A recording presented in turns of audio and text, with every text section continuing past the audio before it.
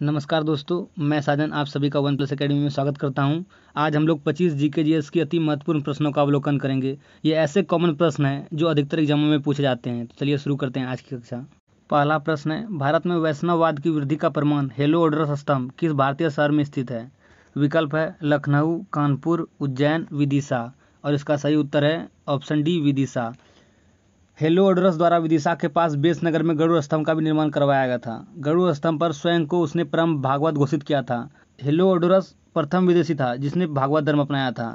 गरुड़ स्तंभ भारत में प्रथम स्तंभ है जिसमें भागवत धर्म का अभिलेखीय प्रमाण मिलता है। अगला प्रश्न है, औद्योगिक संस्थानों में भार उठाने के लिए जिस हाइड्रोलिक जैक का उपयोग किया जाता है वह भौतिकी के किस सिद्धांत पर आधारित है? विकल्प है खेल सिद्धांत, आर्किमिडीज सिद्धांत, न्यूटन का नियम, पास्कल का नियम। और इसका सही उत्तर है पास्कल का नियम।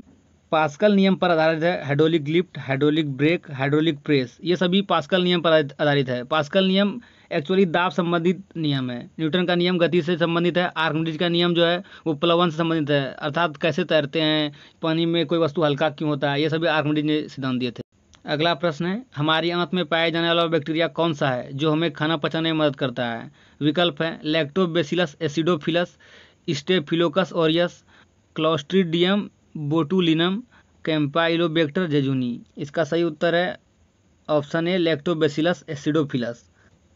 लैक्टोबैसिलस श्रेणी के प्रोबायोटिक्स पेट के लिए वरदान है, यह पचाने में मदद करता है, जबकि लैक्टोबैसिली और बाइफिडोबैक्टीरिया शरीर में एंटीऑक्सीडेंट की भूमिका निभाते हैं।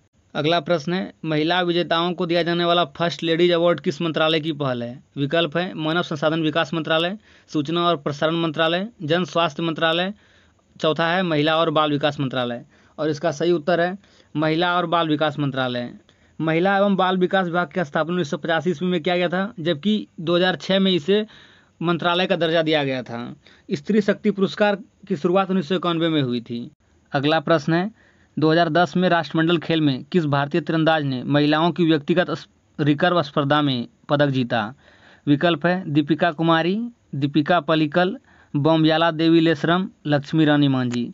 और इसका सही उत्तर है दीपिका कुमारी। अक्टूबर 2010 में राष्ट्रीय मंडल खेल नई दिल्ली में आयोजित किया गया था। इसमें से भारत ने 28 स्वर्ण पदक जीता था।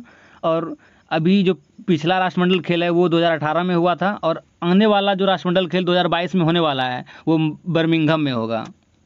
अगला प्रश्न है, बर्फ से ढकी चोटियों वाली एकमात्र पर्वत श्रृंखला कौन सी है? विकल्प है हिमालय, सतपुड़ा, सह्याद्री, पटकाई। और इसका सही उत्तर हिमालय। हिमालय पर्वत भारत, पाकिस्तान, नेपाल, भूटान, चीन और म्यांमार देशों में फैला हुआ है। और हिमालय पर्वत नवीन या मोड़दार पर्वत का उदाहरण है। अगला प्रश्न है, लॉर्ड कर्जन की निगरानी में बंगाल का विभाजन किस वर्ष हुआ था? विकल्प है 1906, 1905, 1913 और 1911। और इसका सही उत्तर है 1905। 19 जुलाई 1905 को लॉर्ड कर्जन ने शिमला से बंगाल विभाजन की घोषणा की थी। बंगाल विभाजन को रद्द 1911 ईस्वी में किया गया था। 1905 में इसका विभाजन हुआ था और 1911 में इसको रद्द कर दिया गया था, और उसी साल भारत की राजधानी कोलकाता से दिल्ली लाई गई थी। अगला प्रश्न है, पुस्तक the India of my dreams के लेखक कौन है? विकल्प हैं जवाहरलाल नेहरू, राजेंद्र प्रसाद, सरदार वल्लभ भाई पटेल और महात्मा गांधी। और इसका सही उत्तर है महात्मा गांधी। महात्मा गांधी ने और भी पुस्तकें लिखी, जैसे young India, Hindu Swaraj, my experiment with truth. My experiment with truth जो है वो उनकी ऑटोबायोग्राफी है, जिसमें उन्होंने अपने जीवन के बारे में लिखा है। जवाहरलाल नेहरू ने जो लिखा है discovery of India, glimpses of world history, इसमें से जो डिस्कवरी ऑफ इंडिया है, इन्होंने जेल से अपने पुत्री को इतिहास पढ़ाने के लिए वहाँ से लेटर लिखा था, उन्हीं सब का संग्रह डिस्कवरी ऑफ इंडिया है। और ग्लिम्सेस ऑफ वर्ल्ड हिस्ट्री में हिस्ट्री की बातें की गई है। अगला प्रश्न है, नोंग कर्म उत्सव किस भारतीय राज्य में मनाया जाने वाला एक पारंपरिक नृत्य है? विकल्प है गोवा, मिजोरम, मेघालय, सिक्किम। और इसका सही उत्तर है मेघालय। मेघालय में नोंग कर्म नृत्य खासी जनजाति द्वारा मनाया जाता है। अगला प्रश्न है, भारतीय संसद में दिवालिया और दिवालियापन संहिता विधेयक किस वर्ष पारित किया गया था? विकल्प है 2017, 2014, 2016, 2018। और इसका सही उत्तर है 2018। कभी कभी क्या होता है, कोई व्यक्ति बहुत ऋण ले लेता है और वो उस ऋण को चुका पाने में असमर्थ होता है और या तो देश छोड़कर भाग जाता है, जैसे विजय माल्या ये सब हुए। और कभी कभी कोई देश में रहकर अपनी संपत्ति को बेच करके ऋण चुकाता है, लेकिन फिर भी ऋण नहीं चुका पाता है। उन लोगों के लिए यह बिल लाया गया है, दिवालिया और दिवालियापन विधेयक। अगला प्रश्न है, दुनिया की आधी से अधिक जैव विविधता कहाँ पाई जाती है? विकल्प है अर्ध सदाबहार वन, उष्णकटिबंधीय वर्षा वन, कटीले वन, शुष्क सदाबहार वन। और इसका सही उत्तर है उष्णकटिबंधीय वर्षा वन। उष्णकटिबंधीय वर्षावन ऐसा क्षेत्र है जो भूमध्य सागर के दक्षिण और उत्तर में लगभग 28 डिग्री के अंदर होता है। ये वाला भूमध्य रेखा है और इसके 28 डिग्री इधर और इसके 28 डिग्री इधर। इसमें जो भी वन होगा उसको बोलेंगे उष्णकटिबंधीय वर्षावन। उष्णकटिबंधीय वर्षावन में बहुत अधिक तापमान होता है और हर रोज बारिश होती है। अगला प्रश्न है, नज्म उल बहरैन पुस्तक लिखने वाले मुगल वंश के कौन थे? विकल्प हैं औरंगजेब, हुमायूं, दारा शिकोह, बाबर। और इसका सही उत्तर है दारा शिकोह। नज्म उल बहरैन में वेदांत और सूफीवाद के शास्त्रीय शब्दों का तुलनात्मक अध्ययन प्रस्तुत है। दारा शिकोह को धर्म के आधार पर औरंगजेब ने मृत्युदंड दे दिया था। भारतीय संविधान में मौलिक अधिकारों की अवधारणा को निम्नलिखित में से किस देश के संविधान से लिया गया है? विकल्प है सोवियत संघ, संयुक्त राज्य अमेरिका, यूनाइटेड किंगडम, आयरलैंड। और इसका सही उत्तर है संयुक्त राज्य अमेरिका। सोवियत संघ से मौलिक कर्तव्यों का प्रावधान लिया गया है, जबकि संयुक्त राज्य अमेरिका से मौलिक अधिकारों का प्रावधान। यूनाइटेड किंगडम से पार्लियामेंट्री सिस्टम लिया गया है और आयरलैंड से नीति निर्देशक तत्व लिया गया है। और देश में 6 मौलिक अधिकार लागू किए गए हैं। भारतीय संविधान सभा द्वारा मौलिक अधिकार संबंधित समिति के अध्यक्ष सरदार वल्लभ भाई पटेल थे। भारतीय संविधान के भाग 3 के अनुच्छेद 12 से 35 तक मौलिक संबंधी अधिकार के प्रावधान है। अगला प्रश्न है, कौन सी नदी 10 देशों से होकर बहती है? विकल्प है डैन्यूब, वल्गा, फुराट, दजला।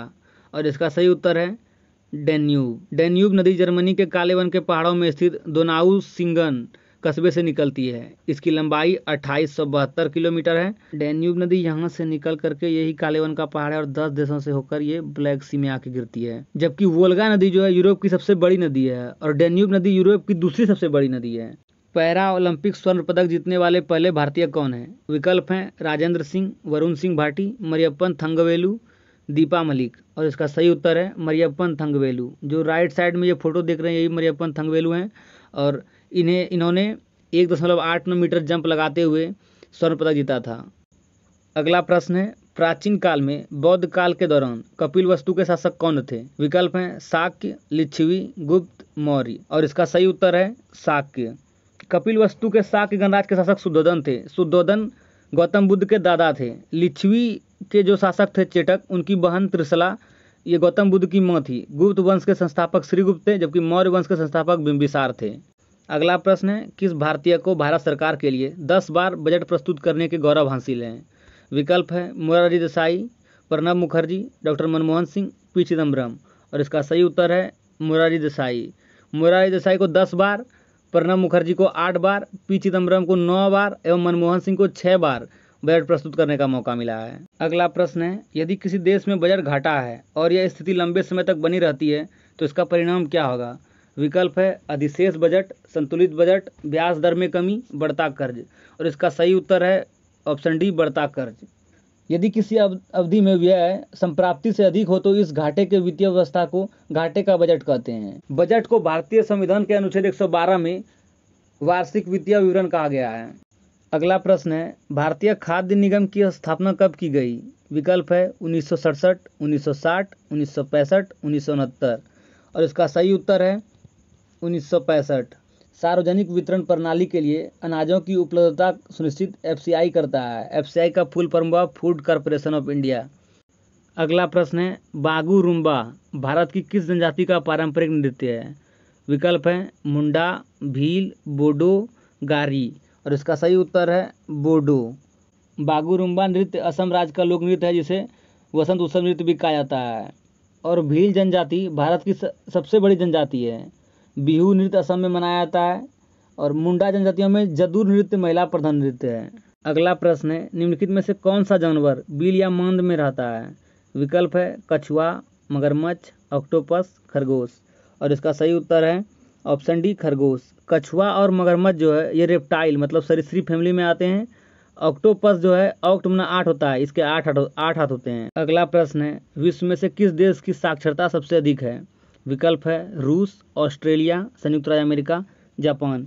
और इसका सही उत्तर है ऑप्शन ए रूस। रूस की साक्षरता दर 99.73 है, जबकि बेलारूस जो है वो सबसे अधिक साक्षर देश है। अगला प्रश्न है, नॉर्वे का सबसे प्रतिष्ठित पुरस्कार नॉर्वे नेशनल अवार्ड पाने वाले पहले भारतीय अभिनेता कौन है?